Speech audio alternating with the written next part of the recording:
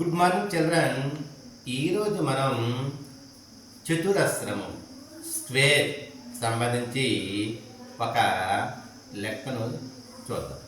చూడండి, ఒక చతురస్రం ప్రతి పక్క మూడో వంతు తగ్గిస్తే అప్పుడు దాని వైశాల్యం ఎంత తగ్గుతుంది?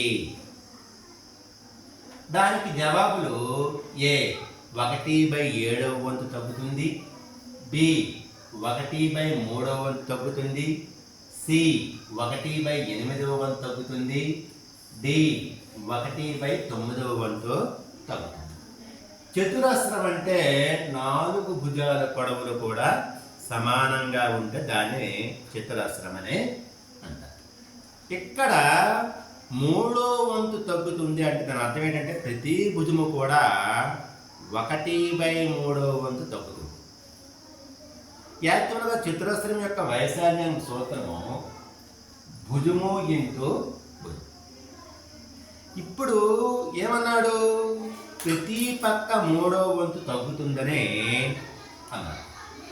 తగ్గిస్తే అప్పుడు కొత్తగా వచ్చిన చతురస్రం యొక్క వైశాల్యము, కొత్త చతురస్ర వైశాల్యము ఈక్వల్ టు ఈ భుజము బదులు 1/3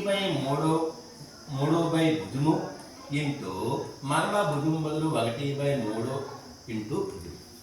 ఇప్పుడు చూడండి, 1 1 1 3 9 భుజము ఇంటూ భుజము. ఇది ఇక్కడ చూసుకుంటే ఈ భుజము ఇంటూ భుజం అనేది పాత చతురస్ర వైశాల్యం. ఇప్పుడు కొత్త చతురస్ర వైశాల్యం ఏమొచ్చింది? 1/9 ఇంటూ భుజము ఇంటూ భుజం. అంటే పాత చతురస్ర వైశాల్యానికి కొత్త చతురస్ర వైశాల్యము 1/9 వంతు తగ్గిందనమాట. ఓకేనా? Thank you.